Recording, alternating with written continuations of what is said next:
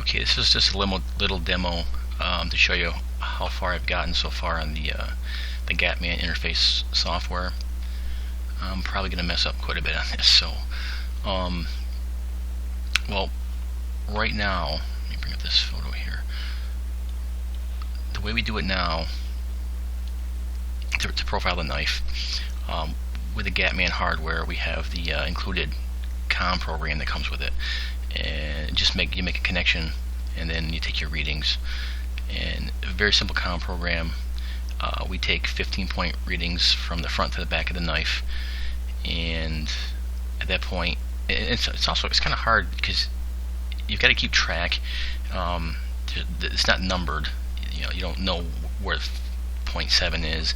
If you miss a point, if you miss any of them, you got to go back and do it again. So that in itself is a little difficult. But assuming which usually you can do, you get all 15 points in the Gatman COM program. At that point, you copy here, and then we paste it into the spreadsheet. And I'll bring that up here.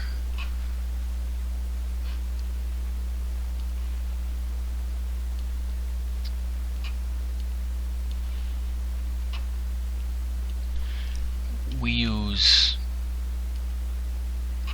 two parts of the spreadsheet that have been set up for us. After we have the data on the clipboard of the computer, we come here and click this, and then paste it, and then the data will be filled in here. At that point, we have the 6 points here: the technicians, the product, the front and back knife over roll positions, the gap,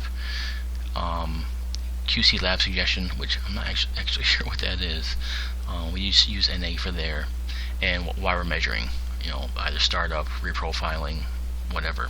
But all this data has to be in line in input before you can move it to the plotter part of the Excel program. So when that's all manually put in again, we hit this to move the profile data down to the plotter. We go to the plotter section of the Excel program, which I'll bring up here.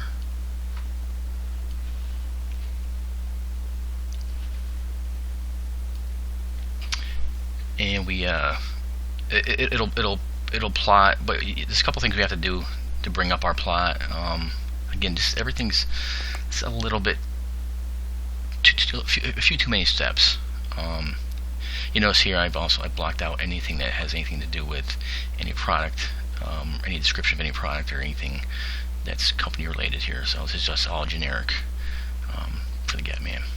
But anyways, so at this point, if everything went well, we can get our plot, and we're probably going to make some changes. We'll go back and we'll do the whole thing over again, 50 more plots, and cut and paste, and and then put the data for the technician and all the other data that we have to have in those cells.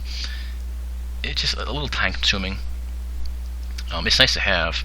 I'm really surprised we haven't done this before now. It's a pretty neat tool, actually. But it's a little cumbersome, and some of the employees are having a little bit of a tough problem, either through just not being familiar with computers in general, or Excel in particular.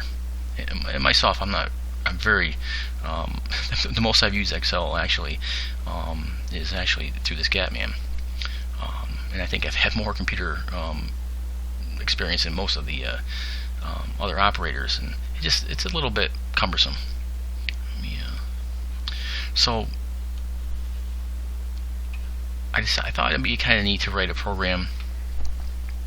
I started getting into programming again a little bit, and Python seemed to be a kind of a neat route to maybe solve this problem. And the more I checked into it and saw the tools that were available, the libraries, it just seemed really kind of an appropriate language to use for this. And not quite bit off more than I can chew, but it's been more of a a learning curve. I've been learning a lot doing this. It's been a fun project. I'm not done yet though. I mean, I'll just show you what I've got now. This is the basic interface I've come up with so far. I've actually, created my own my graph, my own plots. Not the best way to do it, and I'll show you in a minute why. But it works. Let me see here. Right now I have dummy data being sent to the software. Excuse me. Rather than bring the Gatman home, it's pretty expensive. I didn't really want to be responsible for it, and so rather than bring it home, I decided to. I brought my laptop in. I plugged into the Gatman using this program right here, RealTerm. I was able to. Actually, I'll start this now. No, maybe I'll do the other one running. Running RealTerm. I was able to see the data being sent from the Gatman, and it's standard. I had a hunch it would be. Working with microcontrollers over the years, it's a very standard protocol, serial protocol, and I mean it's exactly like every interface I've written for my own microcontroller programs in the past, which is kind of convenient, kind of nice. So after I verified that, and I saw exactly how the data was being sent, here you've got a carriage return and line feed. That's there, but it's not visible. The program puts that there, but this is basically what the data the Gatman sends every time you hit the sample button. What we're concerned with is the actual gap data right here, and so let me get this off of here. Writing that serial interface, it's not perfect yet. It reads the data, but it's kind of a blocking routine. You'll notice here when I read it, down here they're all coming in. All the data is coming in, but it's not being not showing up here until all 15 points are there. It's actually 15 here. I lowered this to 14 so I could fit on the computer I brought to work to display. But the point being that there is still a problem here. It's a blocking routine. I've got to get it so that the data shows up individually. The whole point of this was so we see each point as it's being sampled with a number in front of it. The data point, 1 through 15, which we currently can't do.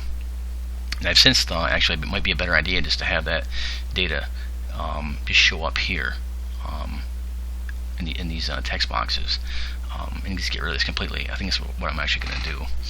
But anyway, so this is just dummy data. It's being sent. Let me show you the microcontroller. It's okay at the moment. I don't know if you see. You probably can't see the LED fairly. This is the microcontroller right here that's sending this dummy data. Again, just to allow me to simulate the Gatman without having it here at home. And the data showing up is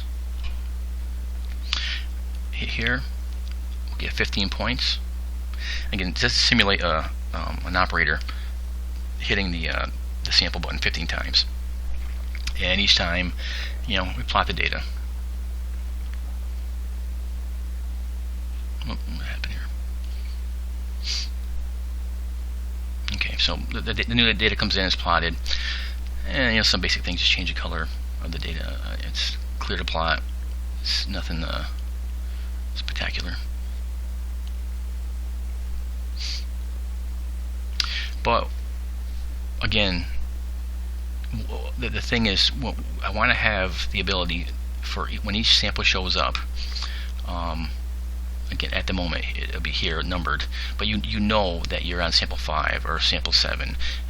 If there's a question whether you missed one, you can see, which we can't currently do. And again, I think I'm going to have this just show up here and have this highlighted when it happens. We got an error there. Okay.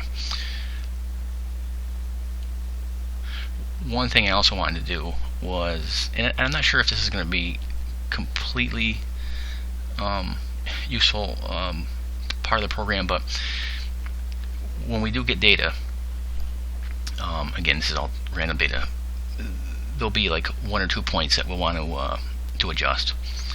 So it'd be nice to be able to, while we're adjusting it, sample it and see how it plots, where it is in relation to the other points while we're adjusting it. We can't do that right now. We have to go back and do all 15 again. So that's what this part of the function is. There's an error way below. I think that might be useful. Again, it's not completely accurate, because when you make a change, say you change this point, we know that when this point's changed, this reading is completely accurate, as were these at the time. But once this point changes, the points to the left and right of it on the knife aren't going to be here. They're going to be affected a little bit. So we still would have to take the 15 point readings again for a completely accurate reading, but it gives you an idea of where you stand when you're adjusting it. The thing that's slowing me up mainly on this is this is fine. I've got to put some error detection in it, which you saw earlier, but that's a minor thing. But the thing that's really slowed me down on this, I also have my other projects I'm working on, but is I want to use a library called Matplotlib, or Matplotlib library. It gets really nice professional plots, and I'll show you an example using whatever data we already have, or that we get. I've got a function that will actually use that library and plot it, and I'll show you. Okay, so this will be a typical Matplotlib plot, and you can see it follows the data we have. There's a way to incorporate these plots into the GUI, which I'm struggling with at the moment. I can incorporate it, but then I lose other functionality that I want, and it's my lack of knowledge of the Python language I'm learning. So at the moment, it gives you a separate plot. My want is to have it. Show you here. Have this plot be here. I mean, just like this, like that. And the reason for that being is, I can, recreate this exactly. That's not a problem. But up here, the toolbar that comes along with the Matplotlib plots is kind of neat. Right now, with the software that we use when we're plotting with the Excel, I'll lower just a little bit. It's not auto-scaling. So if our data is way off, we actually have to go in and, again, to the engineers, it's a minor thing. To us, Excel is pretty new, and it's kind of a pain to have to rescale things. Nice thing about the Matplotlib library is the auto. Well, I don't have auto scaling set right now, but very easily set it in the program to do that. I have it turned off right now. But if you do want to manually scale it, this is all it is. We won't be touching the x-axis, but this is the whole thing. Very, very simple. And again, I don't think we'd even use this. I think we'd probably have auto scaling anyways. But so let's say we wanted to set it, say 50 to 75.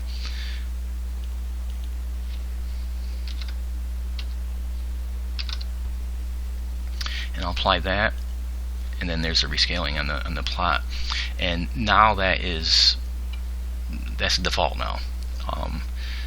But again, that's just one of the simpler things that this library offers. Let me get out of this here.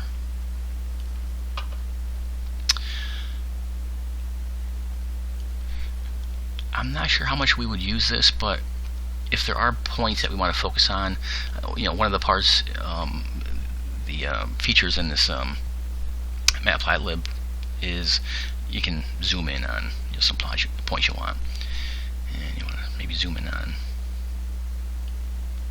these here. Excuse me. and then you can just go back and forward to what you've just done, or just go completely home to the original plot. And one nice thing about this also, on this pan too, you can pan left and right and move that around, but we really wouldn't have use for that. But you can save the plot as a any kind of an image file in many different formats, JPEG, PNG, a PDF. Just it might be useful to have the actual image file saved that way. I realize that it's probably more useful to have the comma delimited data for Excel, and that I can add very easily. That's not an issue. It won't be part of the plotting library, but I can add that in Python. That's not a problem. And another nice thing about this too is you can choose the you can do it with the laptop also, but you choose a directory, and possibly if this is running on, like, say, a single board computer, and I'll bring that image back again with my webcam. This right here is a Raspberry Pi single board computer. When I first saw these, heard about these, I kind of thought it was kind of a kid thing, but it's quite a neat little computer. And now they come out with a quad core version. It's $35. It's a Linux. Well, you can run a couple operating systems on it, but you mainly run Linux on it. And for $35, you can do all this work here, and it's kind of a neat thing. But anyways, there's an SD card. You can put a USB. Let me see here. Right now, I've got in the USB. There's 4 USB connectors. I have, what do I have? My wireless dongle and a keyboard dongle. I think Bluetooth. But you can put a what do they call it? Lots of words here. Here's keys. You're what I'm looking for here.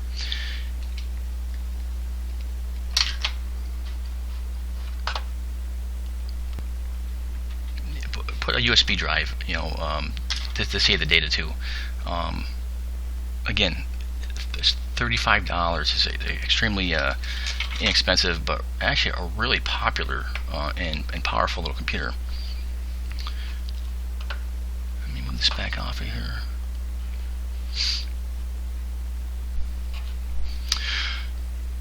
Okay, I think that's probably it. Again, there's some more work to be done.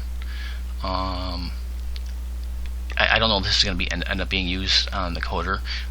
If it's not, that's fine. This has been kind of a fun project. I've gotten slowed down. I've had to work on my own projects, and I haven't had a lot of time to put toward this. The time that I have put toward it is kind of fun though, and it's been a good learning experience. I guess that's it. Let me see if I have anything else I wanted to show. No, I think that was it. Let me go back.